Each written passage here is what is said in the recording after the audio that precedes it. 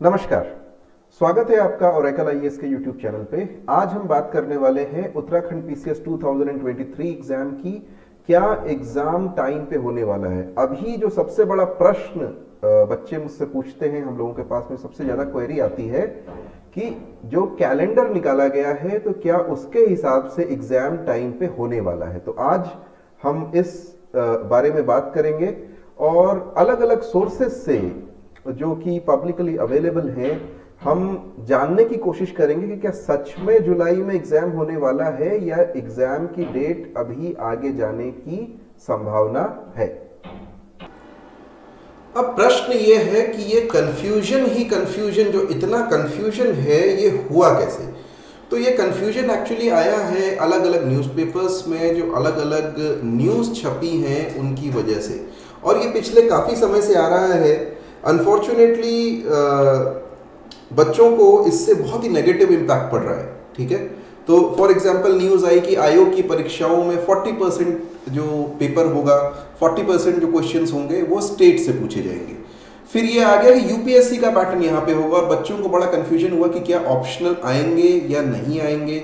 अगर ऑप्शनल होगी तो उसका हम अचानक से तैयारी कैसे करेंगे? आपने तो बोल दिया, इनफैक्ट यूपीएससी ने भी चेंज करने से 2 साल पहले बता दिया था, आप अचानक कर रहे हो, this is not right. Even UP में भी जब चेंज हुआ तो दे टोल्ड देम, और अगर उत्तराखंड में भी last time when the syllabus changed तो उन्होंने 1-2 साल पहले बता दिया था कि भैया सिलेबस चेंज हो रहा है, अपने हिसाब से तैयारी कर लो। So anyways, I have made another video on this.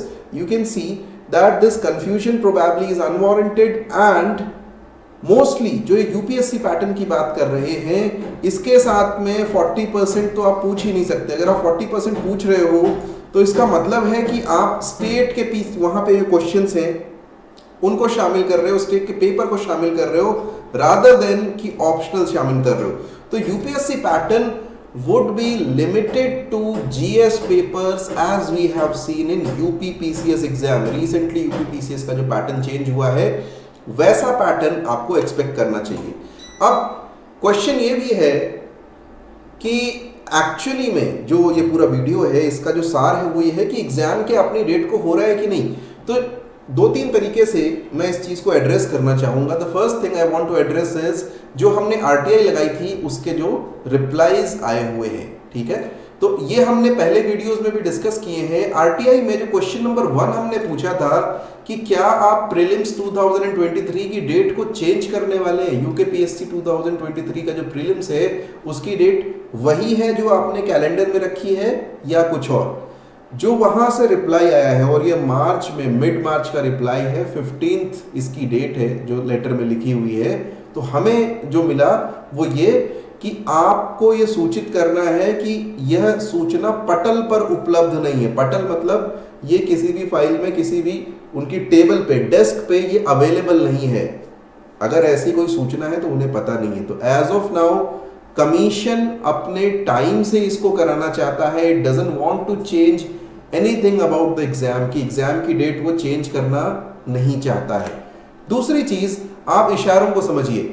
अगर आप सीरियस एस्पिरेंट्स हैं तो I will tell you one thing कि जो यूकेपीसीएस की वेबसाइट है उस वेबसाइट को आप रेगुलरली देखिए, और जब आप उस वेबसाइट को रेगुलरली देखेंगे तो आपको कुछ वहां पे इस तरह के इशारे समझ में आएंगे कि आखिर कमीशन करना क्या चाहता है।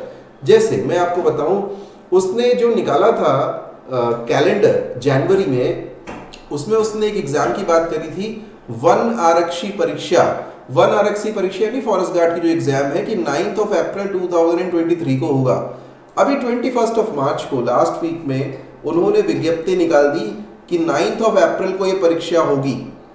सो यहाँ पे ऑल्दो आप ये कह सकते हैं कि भैया यहाँ पे तो कोई सिलेबस चेंज का रीजन नहीं है, बट इस परीक्षा में भी बहुत सारे इश्यूज थे, उसके बावजूद भी वो कैलेंडर से डेविएट नहीं हो रहा है, वो कैलेंडर के हिसाब से ही चल रहा है। दूसरा आप देखें, इशारे ही इशारे कर रहा है। अभी अगर इधर ही देखेंगे, मार्च में ही इन्होंने बहुत कुछ ऐसा बताया है जिसके हिसाब से हम समझ सकते हैं। अगर देखें पीसीएसजे का एग्जाम, उन्होंने जो कैलेंडर में डेट रखी थी वो 30th of April 2023, और यहाँ पर जो स्टार देख रहे हो इसका मतलब ये है कि हमने अभी इसका एडवर्टाइजमेंट जारी नहीं किया है, लेकिन करेंगे और इस डेट पे करा देंगे।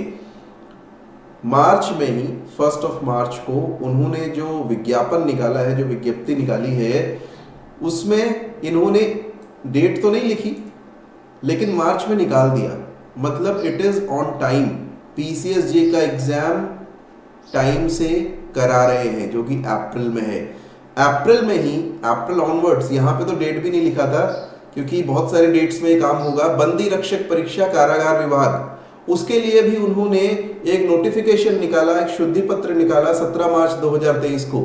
यानी everything is going on time.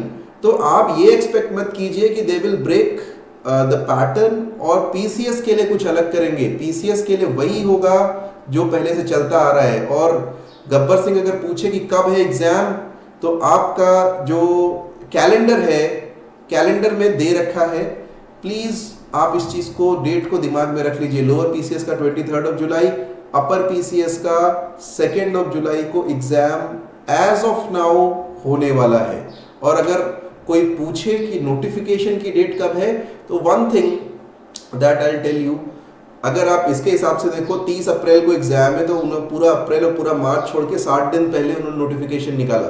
तो 2 महीने पहले तो नोटिफिकेशन वो निकालेंगे, लेकिन 2-2.5 महीने पहले ही निकालते हैं। अगर आप पुराने भी देखोगे 2021 का या उससे पुराना, तो 2-2.5 पहले नोटिफिकेशन निकाल करके वो एग्जाम करा लेते हैं। तो अगर जुलाई में एग्जाम है, इनिशियल जुलाई में, तो पूरा जून और पूरा मई या तो अप्रैल में या फिर अर्ली मई में। और अगर आप मैक्सिमम बात करें कि जो लोअर पीसीएस का, तो अर्ली जून तक तो 100% आपके पास में उसका नोटिफिकेशन आ जाएगा।